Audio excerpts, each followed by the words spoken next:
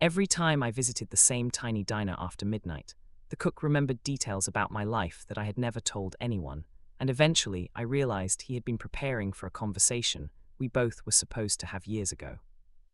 I visited that diner for the first time because I had nowhere else to go, and by the third night, the cook was talking to me like we had already lived through the same year twice. The place was called Marlowe's, though the faded sign out front looked more like it said Marlowe's if you squinted at it from the right angle. It sat on the edge of a quiet road just outside the part of town where the streetlights stopped trying. There was a gas station across the intersection, a closed laundromat next door, and a row of empty parking spaces that always seemed to hold the same 3 cars no matter what time I drove by. I found it on a Thursday night in late October, after one of those days that starts badly and somehow finds a way to get worse with every hour. My phone was almost dead. I had skipped dinner because work had kept me too late to think about food, and I was too tired to go home and sit in my apartment listening to my own thoughts. I remember driving aimlessly for a while, not really looking for anything, just needing the motion, needing the road to do something my mind couldn't. When I saw the diner lights, I pulled in without thinking. The windows were fogged at the edges, glowing warm and yellow against the dark. Inside there were only 4 customers and 1 server, all of them quiet in the way that people get when they have their own routines and don't expect to be disturbed. The kind of quiet that doesn't feel awkward, just settled. Safe, even. I sat in the booth by the window because it was the closest one to the door and ordered coffee I didn't need. The cook was the only person I really noticed at first. He was behind the counter in a white apron over a dark shirt, moving with the easy calm of someone who had done the same tasks 1,000 times and still managed not to look bored by them. Mid-50s maybe, with grey at the temples, a broad face, and the kind of eyes that seemed permanently half-focused on something farther away than the room he was in. He didn't look up when I came in. He didn't need to. The server took my order, and I spent the first 10 minutes just staring at the steam rising from the coffee cup and listening to the low murmur of the radio behind the counter. The food was better than I expected. The coffee was hot enough to burn my tongue, which somehow made it better too. I ate slowly and let the warmth settle into me. I was halfway through the meal when the cook walked over with a refill pot and stopped beside my table. "You're not eating enough," he said. I looked up at him, confused for half a second, before I realized he was talking about the plate in front of me. "I'm fine," I said. He gave a tiny nod, the kind people give when they're not really disagreeing but don't believe you anyway. Then he glanced at the empty seat across from me and said, "You still sit like that." I stared at him. "Like what?" "With your back to the wall," he said. "You always did that." That made me laugh, because it was such a weird thing to say to a stranger that I assumed he was just being friendly in a strange diner owner kind of way. "You're thinking of somebody else." He tilted his head a little, like he was trying to decide whether I was joking. "No," he said, "I don't think I am." I smiled politely, but I didn't know what else to do with that. He poured more coffee into my cup and moved on, and I honestly forgot about it by the time I left. Except I came back the next night. And the next. Not because I was planning to make it a habit. It just happened. That was the strange thing. The diner was open late, the food was always good, the music was always soft enough not to intrude, and there was something about the place that made the outside world feel far away. I started stopping in after work, usually around midnight, usually alone. Sometimes I ordered a burger, sometimes just soup and toast. Sometimes I only got coffee and sat there for an hour pretending I was thinking about nothing. The cook was there every night. He never introduced himself, and I never asked his name. I started to notice that he seemed to notice me before I fully stepped through the door, not in a creepy way, Maury-like recognition. He'd glance up from the grill and give the smallest nod, as if he had already expected me. By the third visit, he remembered how I took my coffee. "No sugar," he said when I sat down, 2 creams. I paused with the menu in my hand. "How did you know that?" He didn't even look surprised. "You told me." I definitely did not. He wiped his hands on his apron and looked at me over the counter. "Last time you were here, you said, no sugar, 2 creams. If you give me 3, I'll think you're trying to poison me." I stared at him. That sounded like something I would say, sure. It sounded like my kind of dumb joke, but I had no memory of saying it to him, and the whole interaction seemed impossible because I was certain I had only been there once before, and only for a few minutes. He must have read the confusion on my face because he added, "You were in a hurry that night. You didn't stay long." I laughed a little, mostly because it was easier than asking whether he was messing with me. "Maybe you're just good with faces."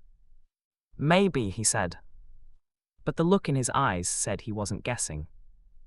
That should have been the end of it, but it was. The next night he knew I was having trouble sleeping. The night after that, he knew I had changed jobs 6 months earlier and still didn't like the new place. He knew I lived alone. He knew I drove a blue sedan with a broken glove compartment latch. He knew I had a younger brother I hadn't spoken to in almost a year. The first time he mentioned my brother, I actually froze with my fork halfway to my mouth. I hadn't told anyone about that. Not at the diner, not at work, not even to the one friend who still called me every few weeks and asked if I was doing okay, in that soft voice people use when they already suspect you are. My brother Eric and I had fallen out after my mother's funeral. It wasn't one huge dramatic fight. It was worse than that. It was a slow, ugly unraveling, the kind where both people say things that can't easily be unsaid and then act like silence will somehow make them disappear. After that, we just stopped talking. Months went by, then more. By the time the first anniversary came around, it felt too late to bridge the gap without making everything feel embarrassing and forced. I never mentioned any of that to the cook. Yet one night, as he slid my plate onto the counter, he said, "You should call your brother before winter gets bad." I looked at him carefully. "Excuse me." He kept his eyes on the order ticket in his hand. I said what I said. "Why would you say that?" He finally looked up. "Because you'll regret it if you wait too long." There was nothing dramatic about how he said it. No threat, no weird smile, no mysterious pause for effect. Just a statement, flat and certain, like he was telling me the weather, that somehow made it worse. I didn't say anything after that. I just paid, left a tip, and drove home with my jaw clenched so hard it hurt. For the first time since I'd started going there, I considered not coming back. I almost didn't. But 2 nights later I found myself taking the same route without thinking, turning into the same parking lot, and sitting in the same booth like my body had decided before my mind could argue. I told myself it was because the diner was convenient, because the food was good, because I was too tired to cook and too tired to care. But that explanation felt thin even then. The cook saw me and didn't comment on the missed night. He just nodded once, like my return was not only expected but already accounted for. When he brought my food, I asked him, "Do I know you?" He stopped. Not dramatically, just enough that I noticed. He stood very still for a second, tray in hand, staring at me with an expression that was hard to read. Not surprise, not fear, something much sadder. "Yes," he said quietly, "you do." I almost laughed because I thought he was going to explain he was a former neighbor or the father of someone I went to school with, or some other normal explanation that would make his odd familiarity make sense. But he didn't keep talking. He just set the plate down and walked away. I should have let it go. I didn't. "Hey," I called after him, "what's that supposed to mean?" He turned back halfway from the grill. The whole diner had gone very quiet, but maybe it was only in my head. Maybe all diners sound like that when something feels wrong. "It means," he said, "that I've been waiting for you to remember." That was the first time I felt a real chill go down my spine. I remember sitting there with my hands wrapped around the coffee cup, staring at the steam as if it might tell me what to do next. I tried to tell myself there was an obvious explanation. Maybe he'd mistaken me for someone else. Maybe I looked like a guy from years ago. Maybe he was old and lonely and confusing me with a person who used to come in before I started visiting. But when he brought the check, something else happened. Tucked under the edge of the bill was a small folded note. No fancy envelope, no handwriting flourish, just a plain square of paper with my name written on it in blue ink. My full name. I unfolded it with slow fingers. The note said, "You still carry the key, don't lose it again." I sat there for a full minute without moving. The key? I hadn't thought about that key in years.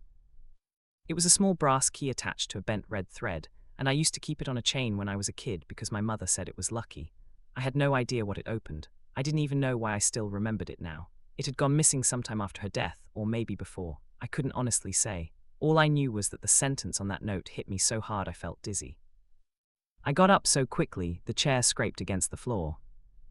The cook was already back behind the counter, wiping down the same spotless surface with a rag that looked like it had been folded in exactly the same way the night before.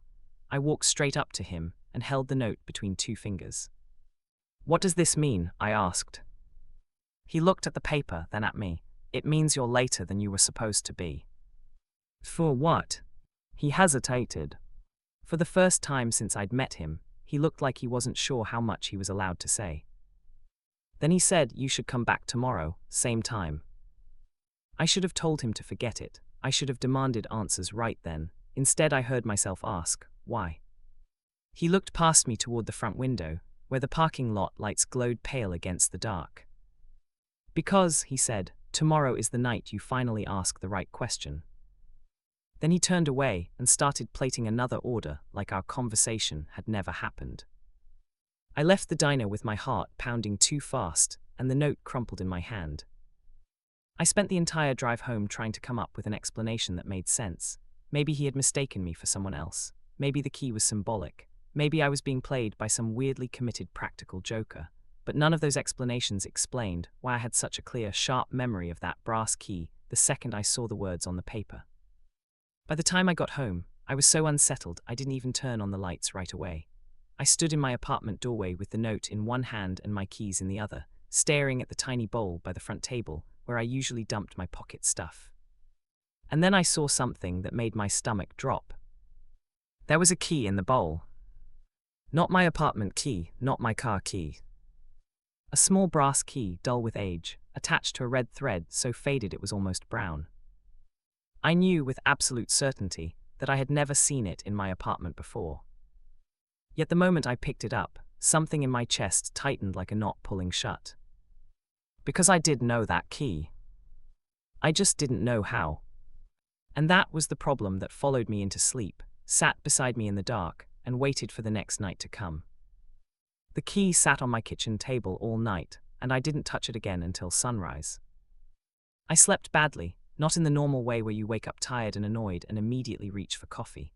This was the kind of sleep that keeps cracking open, as if your mind never fully lets go of the room you were in before. Every time I drifted off, I dreamed I was sitting in that diner again, but the chairs were empty, the lights were dimmer, and the cook kept calling me by a name I couldn't quite catch. When I woke up, the brass key was still there. I picked it up carefully, expecting some flash of recognition to hit me harder than it had the night before. Instead, all I got was the same strange pressure in my chest, like a memory had started moving but was still trapped behind glass. The red thread looped through the key's ring was frayed at one end, as if it had been tied to something else once and torn loose.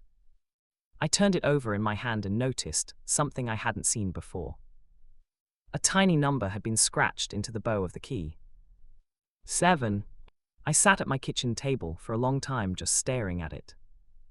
Then I did something I didn't really want to do. I called my mother's old house. It had been empty for years. After the funeral, Eric and I had sold it because neither of us could stand keeping it, and because neither of us wanted the job of sorting through everything inside. We'd done the practical thing, the adult thing, cleared out the obvious valuables, boxed up the papers, and let the rest go with the place. I hadn't thought about the house in a long time, except in the kind of blurred way people think about places they once belonged to. The number on the key, though, wouldn't leave me alone. 7 was the room at the end of the hall. I knew that before I knew it. I called the old property manager from memory, partly because I still had his number saved and partly because I was desperate enough to try anything that seemed even slightly connected. He answered on the third ring, sounded surprised to hear from me, and after a few awkward pleasantries I asked if he still had the keys to the house. There was a pause. Then he said, "Which ones?" The way he asked made my stomach tighten. "The ones for the house," I said. "I'm trying to remember something. Do you still have the room key for 7? He went quiet for a beat too long. Then he said, "I may still have a box with some old tags, but why would you ask about that room?" I frowned. "What do you mean?" He lowered his voice, which somehow made the whole thing worse. That room was never part of the official listing. I leaned back in my chair. "What are you talking about?" He sounded uncomfortable now, the way people sound when they realize they might be dragging up something they shouldn't have. "Your mother asked us not to mention it. She said it was just for storage, but it wasn't in the renovation plans and she kept the door locked. I only remember because one of the contractors asked me about it once, said there was a number on the key that didn't match the floor plan." I stared at the brass key in my hand. 7 was locked, I asked. "As far as I know, yes." I felt a strange coldness move through me. "Did you ever open it?" "No," he said. "Your mother had the only copy that I knew of." I thanked him before he could ask any more questions and hung up. For a long time after that, I just sat there in my apartment with the key between my fingers and tried to decide whether I was panicking over something stupid or standing at the edge of a memory that was too old to trust. In the end, I did the thing I probably should have done the night before. I went back to the diner. It was just after midnight when I pulled into the lot, and the same 3 cars were there again, in the same places, like the world inside the diner had paused and reset itself since the last time I left. The windows glowed warm against the dark, and I had that ridiculous feeling of walking into a place that had already been expecting me to come back. The cook saw me the moment I stepped inside. He didn't look surprised, he never did. He just said, "You brought it." I stopped in front of the counter. "You knew it was in my apartment." He gave a tiny shrug. "I knew it would be there." That's not an answer. It's the only one that matters right now. I hated how calm he was, hated that he seemed to be getting the whole conversation like he was the only one who understood the shape of it. I pulled out the key and set it on the counter between us. "What is this?" I asked. He looked down at it for a long second, then at me, and something in his expression softened in a way that made the hairs on my arms rise. "It was hers," he said. "Whose?" He hesitated again, and this time the silence felt loaded instead of careful. "Your mother," he said. "Before that, it belonged to her brother." My mouth went dry. She never had a brother. The cook gave me a look I couldn't read. "That's not true." I felt anger flash through me so quickly it almost wiped out the fear. "What are you talking about? My mother was an only child." He folded his hands on the counter. "She told you that." Something about the way he said it made me realize he wasn't accusing her of lying. He was saying it like someone repeating a line that had already been spoken 100 times in 100 different ways. I took a breath. "You keep talking like I'm supposed to know what you mean." "I know." "Then explain it." He looked past me into the diner, where the server was wiping a table near the back booth, and the radio played some old songs softly in the corner. Then he said, "You were supposed to ask about the key years ago." I stared at him. "You knew me when I was a kid." He nodded. A slow, sick feeling came over me. "How?" He leaned on the counter and lowered his voice. "I worked here then too." That should have made things clearer. Instead, it made everything worse. I tried to place his face in my memory from childhood. It felt like reaching into a dark drawer and closing my hand around nothing. I knew the shape of a thing was there, but not what it was. I had no clean image of him at all, just fragments, a hand passing a plate, the smell of coffee, a low voice saying my name from somewhere outside my field of vision. "You're lying," I said, though I didn't know why I said it. He shook his head. "No, I'm older than you remember." That made me laugh once sharply, because it was such an absurd thing to say, but he didn't smile. He just looked tired all of a sudden, like the conversation had already been had many times and had always ended up right here. I held up the key. "Then tell me what room this opens." 7, he said. "I know that. What's in room 7? He looked at the key, then back at me. "You tell me." I stared at him for a long time. Then I realized he wasn't being evasive. He was waiting for something specific, not a guess, not a theory, a memory. That thought made my skin prickle. My voice came out quieter than I expected. "Why would I know?" He said, "Because you were there." The diner seemed to narrow around me. The clink of dishes from the kitchen, the low hum of the refrigerator, the buzz of the neon sign in the window, all of it faded into the background until I could hear my own pulse. "I was a child," I said slowly. "Yes. How could I have been in room 7? "Because your mother brought you there." I shook my head immediately. "No, she never would have." He let that sit for a moment, then said, "You're right, she wouldn't have, not unless she had no choice." That sentence landed like a stone. I opened my mouth to ask what he meant, but he was already turning away from the counter. "Sit down," he said. "What?" "Sit," he repeated. "If you want the story, sit in the booth by the window." My body moved before my thoughts caught up. I went to the same booth I'd been using all week and sat down under the warm light with the brass key still clenched in my hand. The cook came over with a fresh cup of coffee and set it down in front of me. He didn't ask whether I wanted it. He just placed it there, like this was part of the routine too. For a while, neither of us spoke. Then he said, "Do you remember the house with the green front door?" I frowned. No. You will. I looked up at him, but he wasn't looking at me. He was staring out at the parking lot, where the empty spaces reflected the neon glow from the diner sign. You used to come in here when you were 7, he said. Not often, just enough for me to notice. Your mother would come in after dark, usually looking over her shoulder, and you would sit in that same booth while she talked to me in the corner. You always had a juice box. Grape if they had it. I said nothing. He continued in the same steady voice.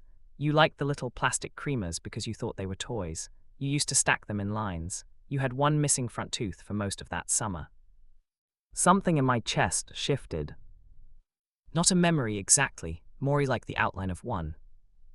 A booth, a cup with a paper straw, my mother's hand on my shoulder, the smell of syrup and frying onions, a man behind the counter with a towel over his shoulder. But the picture wouldn't hold. I swallowed. I don't remember. I know. Why not? He was quiet for a while before answering, because there are people who get very good at helping children forget what would hurt them. I felt my fingers tighten around the key. My mother. He looked at me then. She did what she thought she had to do. That answer was so carefully chosen, it almost made me angry again. You keep saying things like that and not explaining them. Because I want you to remember before I tell you the parts you're not ready for. I almost told him I was ready for anything, but that would have been a lie, and we both knew it. Instead, I asked what happened in room 7. He studied me for a moment, then reached under the counter and pulled out an old receipt pad. He tore off a page, wrote something on it, and slid it across to me. There were only 4 words on the paper. Ask about the red door. I looked up immediately. What red door? He stood there, hands resting on the counter, his expression unreadable again. The one you opened, he said. I had no memory of a red door, but the second he said it, something in me reacted like the words had hit a locked part of my head and turned the handle. I sat there staring at the piece of paper in front of me, the diner's warm light washing over the edges of the receipt pad. For a few seconds the whole room felt far away. The clatter from the kitchen, the low radio music, the soft hiss of the grill, it all existed somewhere beyond me, but not in the same place anymore. A red door, I repeated. The cook nodded once. I don't remember any red door. You would, he said, if you let yourself. I looked up at him. That's not how memory works. Sometimes it is. That should have annoyed me. Instead, it made my stomach twist because he sounded too certain. Not like he was trying to convince me, like he was describing something he had already seen happen. I leaned back in the booth and rubbed my face with both hands. Okay, start over. What does room 7 have to do with a red door? He glanced toward the back of the diner, where the swinging kitchen door hung half open, and the hallway beyond it disappeared into a dim corridor I'd never paid attention to before. The room used to be storage, he said. Then your mother turned it into something else. What kind of something else? He took his time answering, which made me think the answer wasn't simple. A waiting room, he said finally, for people who couldn't go home yet. I frowned. That makes no sense. It didn't to me either. I stared at him, trying to tell whether he was being metaphorical or insane.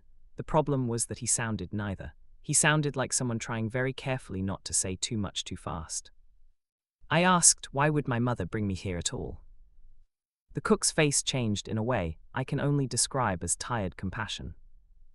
Because, he said, the red door only opens for someone who's already been lost. The sentence sat between us like a dropped glass. I almost laughed again, just from disbelief, but the laugh wouldn't come. Instead, I looked down at the key in my hand and turned it slowly between my fingers. It was heavier than it had any right to be, old brass warm from my palm. The number 7 was still visible if I tilted it into the light. You keep talking like this place is some kind of, what, a memory locker. He gave the smallest shrug. You can call it whatever helps. That is not an answer. No, he said, it's an invitation. I looked up sharply, but he was already reaching for a coffee pot and moving to another booth. For a second, I thought he was done with me. Then he glanced back and said, if you really want the truth, follow me. He didn't wait for a response. He walked through the back of the diner toward the kitchen door, and after a few seconds, I got up and followed. The kitchen was quieter than I expected. It was a little warm from the grills, a little greasy from the night's work, but otherwise almost eerily still. The server gave me a quick glance as I passed, but she didn't say anything. The cook led me to a narrow hallway at the very back, one I would have sworn hadn't been there the first 4 nights I came in. At the end of the hall was a plain door painted a deep, faded red. Not bright red, not cheerful red, the kind of red that had gone dark with age, like dried paint seen through dust. I stopped so suddenly that the cook had to turn and look at me. My throat went dry. I didn't know why, but I did know this door. Not in the way you know a place you've visited before, in the way you know a dream you've had too many times to count and never fully understood. My chest felt tight. The cook noticed the change in my face. You remember now? No, I said, but my voice came out strange. Not exactly. He nodded like that was enough to keep going. There was a metal number plate on the door. 7. Beside it, hanging from a nail in the wall, was another key on a length of thread, identical to the one in my hand. Same brass, same red string. I stared at it. My voice dropped to nearly a whisper. Why is there another one? Because there were 2 of you, he said. Everything in me went still. I turned toward him slowly. What did you say? He looked at me with the same calm expression he'd worn all week, but now I could see something under it, something old and exhausted and deeply sad. There was another child, he said, your brother. The word hit me harder than I expected. I actually took a step back. My brother was born after me. He shook his head. No, not the brother your mother talked about, the one before that. I stared at him, certain I had misheard him. Before I could speak, he continued, your mother lost a son before you were born. She never spoke about him outside this place. She called him Eli. The hallway seemed to lean sideways. I shook my head again. No, she never mentioned anyone named Eli. That's because she wasn't supposed to. I couldn't tell if my hands were shaking or if the whole room was. What does that mean? He looked at the red door. Eli came here first, he said quietly. Your mother used to bring him in when things got bad, before the accident, before room 7 became locked. After that, she didn't want to come near the place, but sometimes she still did. Sometimes she still needed help. My mouth was dry enough to hurt. What accident? He said nothing for a beat too long. Then's you were in the car. I stared at him, trying to understand what he meant, and a cold, slow memory began to crawl forward inside me. A rain-streaked windshield. My mother's voice, sharp and frightened. A red light. A hand on my shoulder. Then nothing. The room swayed around me. I gripped the wall beside the door. No. The cook stepped closer, but not too close. You were very young, you survived, she didn't. That sentence should have shattered me immediately. Instead, it landed in me sideways, because I had lived my whole life with the shape of my mother's absence, and never once considered that my memory of her death might not be the whole truth. I heard myself say, I was told it was a different accident. Who told you that? My aunt, my father's sister. The cook went still.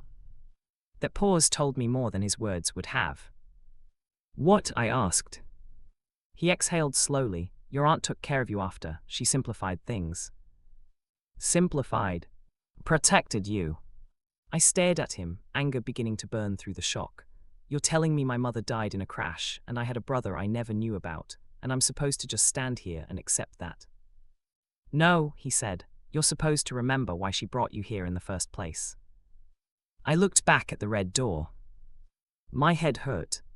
There was a smell in the hallway that I hadn't noticed before, something faint and familiar. Coffee, yes, but under it something else. Paper, old fabric, rain on metal, the kind of smell that doesn't belong to a building but to a moment. And then it hit me. Not as a full memory, just a sensation. A small hand in mine. A booth in the diner. Someone crying softly behind the counter.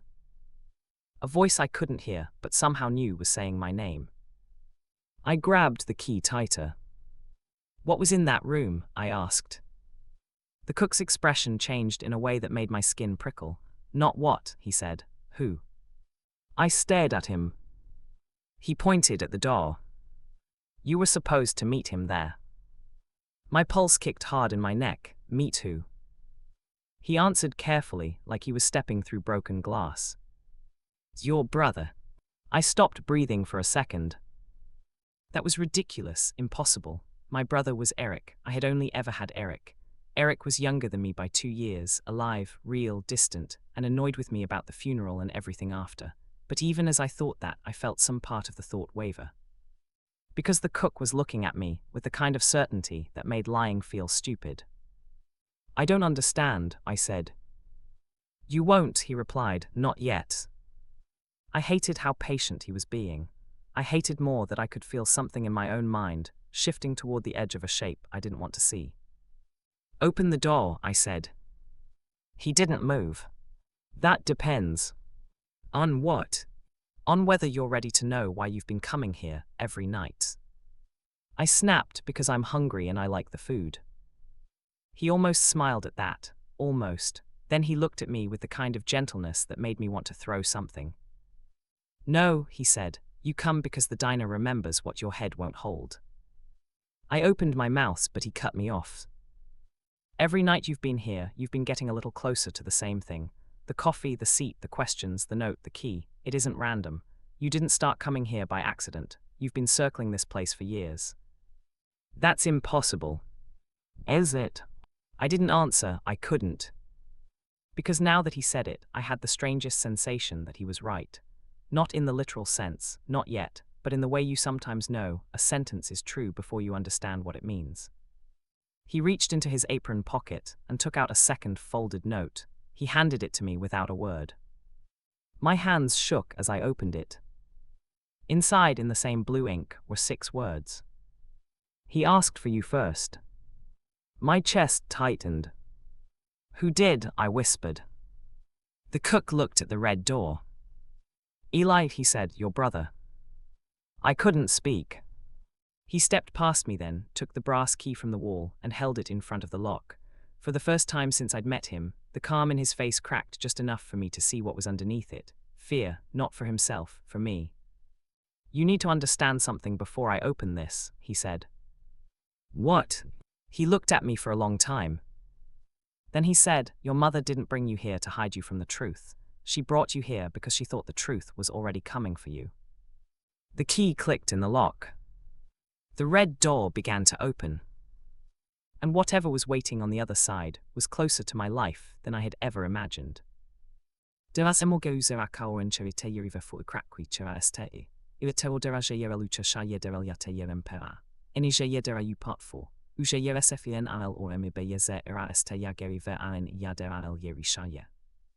The red door opened into a room I had no memory of, and yet my body reacted to it like I had been waiting my entire life to see what was inside.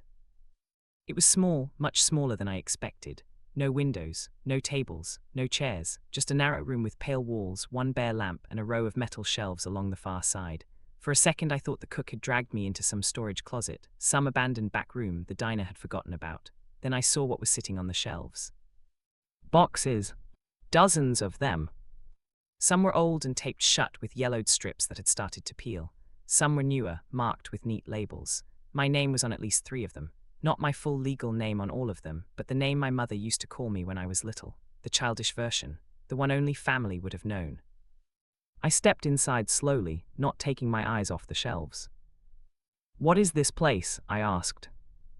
The cook came in behind me and shut the door without a sound. It used to be room 7, he said.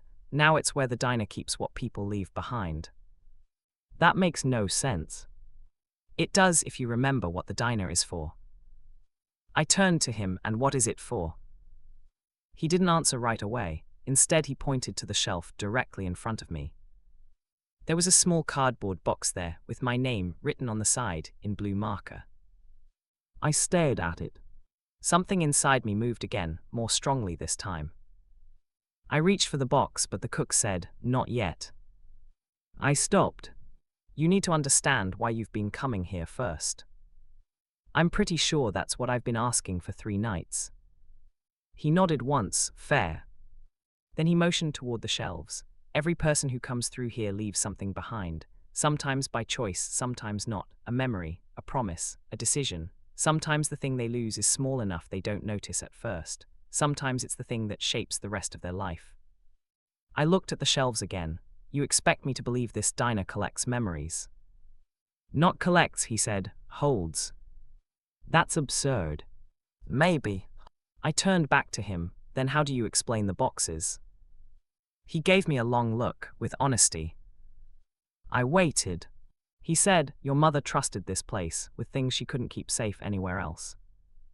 I felt my pulse beating in my throat. Like what? Like the truth about your brother. I looked at the box with my name on it. He was really here. Yes. When? Before the accident. I exhaled sharply. No, I don't remember any of that. I know. Then what exactly am I supposed to be remembering?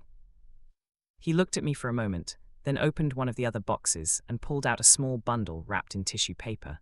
He unfolded it carefully and held it up. It was a child's red toy car.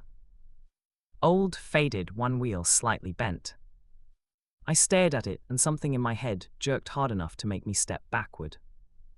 My stomach dropped. The room blurred at the edges for a second. I knew that car. Not fully, not as a clean memory, but as a sensation, the feel of plastic, the smell of rain, a voice laughing somewhere above me, a hand reaching down to take it from me, then giving it back. I swallowed. It was yours, the cook said softly. You used to bring it here. I shook my head. No. Yes.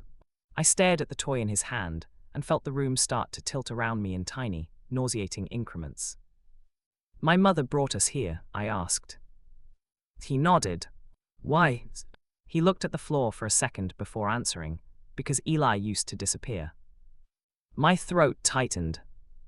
He was a runner, the cook said, not all at once, not in a dangerous way. He just had a habit of wandering off whenever things got too loud, too sad, too much. Your mother was terrified of losing track of him.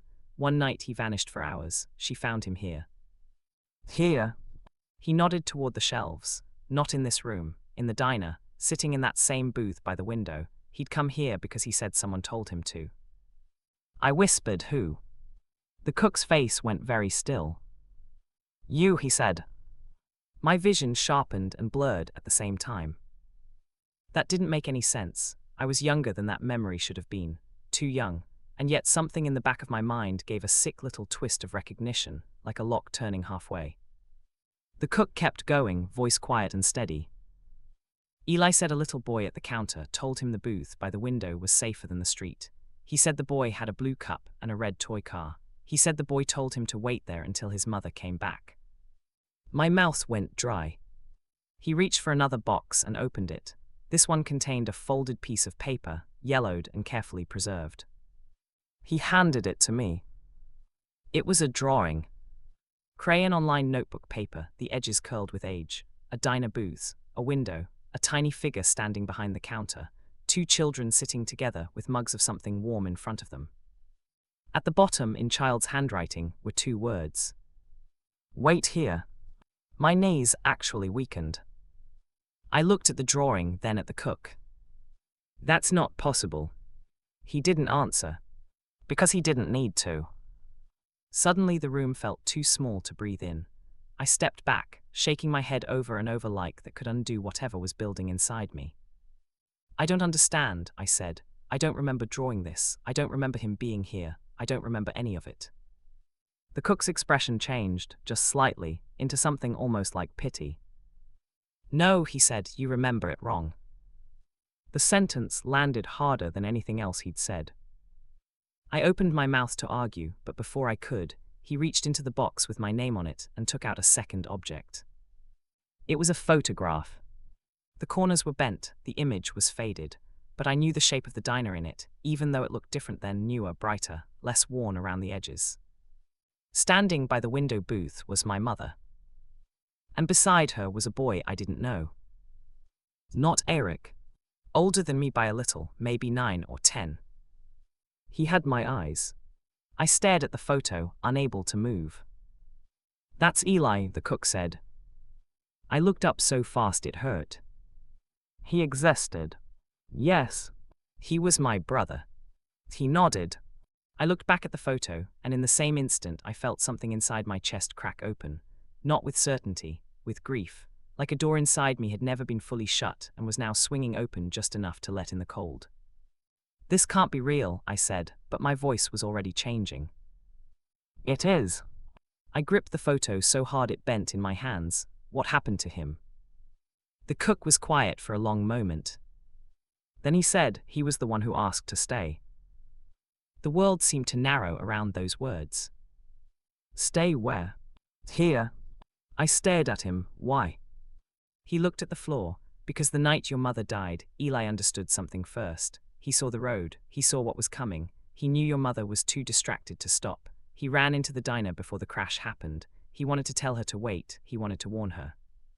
My hands started to shake. "But he didn't make it in time." The cook nodded once. "He did, in a way." I didn't understand that, and he could tell. "He said the accident that killed your mother happened after she left here. Eli had already been in the diner. He was with you." I looked at him, confused and terrified at the same time. "With me where?" His voice got very quiet. "You were here too, in the back booth. You don't remember because you were hurt, scared and very young, but yes, you were here." I felt my breathing turn shallow. "I don't remember any of that." "No," he said, "because your aunt changed the story. She thought she was protecting you." My jaw tightened. "Why would she do that?" "Because she made a promise to your mother." I felt all the air leave my chest at once. "What promise?" The cook looked at the red door behind us before answering. "That if the truth ever came back for you, she would be the one to decide how much of it you got to keep." I stood there holding the photograph, unable to speak. The cook continued. "Your aunt raised you after the accident. She brought you a version of your life that was easier to carry. She left out Eli. She left out the diner. She left out the fact that your mother had been running back and forth between children all night, trying to keep everyone together. She told herself it was mercy." My hands were cold now. "Why would she hide him?" "Because your mother asked her to."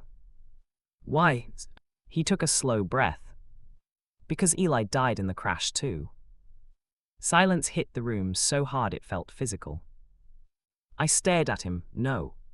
He nodded once. "No." "Yes." My mind refused it immediately, as if the words bounced off something deep and unmovable inside me. Eli had been in the photo. He had been in the booth. He had been real. But the idea that he died that night settled into me with sickening force anyway, because it explained too much. The toy car, the drawing, the boxes, the red door, the strange ache I'd felt every time I walked into the diner. The cook looked at me and said, "Your mother brought the memory here because she knew you were too young to keep it whole." My voice came out thin. "And you've been here this whole time?" "Yes." "Waiting for me?" He nodded. "For what?" He pointed at the box with my name on it. "For you to remember your brother before you remembered the rest." My legs suddenly felt like they belonged to somebody else. I reached for the box again, this time with the kind of careful dread people use around buried things. Inside was one final object wrapped in cloth. I unfolded it with trembling fingers. It was a bracelet made of red string, worn nearly through at one side. On it was a tiny brass key. 7. The same key, but smaller. Child-sized. I stared at it until tears blurred my vision. I didn't even know I was crying until one drop hit the paper in my hand. The cook's voice softened. "He gave that to you." "When?" "Right before he disappeared into the crowd." I looked at him. "What crowd?" "The one outside the diner." I swallowed hard. There was nobody outside. "Not then, later." Something in me shifted again, and with it came another memory, sharper this time. Rain on glass. My mother's voice, frantic and far away. A boy standing by the red door. My own small hand reaching for his. And then the answer came all at once, so sudden and complete that I had to grab the shelf to stay upright. I was supposed to go with him. The cook didn't speak. I remembered more. Not all of it, but enough. The diner had not been a place we stumbled into by accident. It had been a refuge, a waiting place, a place my mother ran into that night because she knew something terrible was already happening. Eli had told me to stay there. He had told me to wait. She had promised she would come back. She never did. And the reason I kept coming back now, years later, wasn't because the diner was strange. It was because part of me had never stopped waiting. The cook watched my face carefully as the pieces settled. "You remember," he said. I nodded slowly, still crying. Not because everything was clear. It was, but because it was enough to break the seal on what I'd been carrying without knowing it. I looked at him. "Why didn't you tell me sooner?" He gave a sad little smile. "Because grief has to be opened in the right order, or it tears." I let out a shaky breath, almost a laugh, but not quite. "What am I supposed to do now?" The cook reached across the counter and gently tapped the red bracelet in my hand. "That depends," he said. "Do you want to keep forgetting him?" I looked down at the bracelet, then at the photo, then at the little toy car in the box. And for the first time in a long time, the memory that rose in me didn't feel like pain. It felt like home. "No," I said. He nodded once, as if that was the answer he had been waiting for all along. Then he stepped back toward the red door and said, "Good, because now you can read the last note." "There's another note." He reached into the final box and handed me a folded piece of paper, so worn it nearly came apart in my fingers. I opened it. The handwriting was my mother. I knew it before I fully recognized the letters. It said, "When you are ready, forgive us both." I stared at those words until they blurred. The cook's voice came softly from across the room. "She knew you would come back eventually." I folded the note carefully and held it against my chest. I don't know how long I stood there in that room. Long enough for the ache in my face to ease. Long enough for the air to feel normal again. Long enough for the diner outside to begin humming around me with the familiar sounds of coffee cups and quiet movement and life continuing as if nothing had happened. But everything had happened. And I knew with a certainty that felt both devastating and healing that I would never look at the place the same way again. When I finally lifted my head, the cook was already turning away, giving me the privacy of silence without making a show of it. I looked once more at the red door, then at the shelf holding my box, and then at the little room that had kept my past safe until I was ready to carry it. I left the diner after that without asking any more questions. The air outside was cold enough to sting. The parking lot was empty, the road quiet, the sky low and dark, but I didn't feel lost anymore. For the first time in years, I knew exactly why I had been coming to Marlowe's.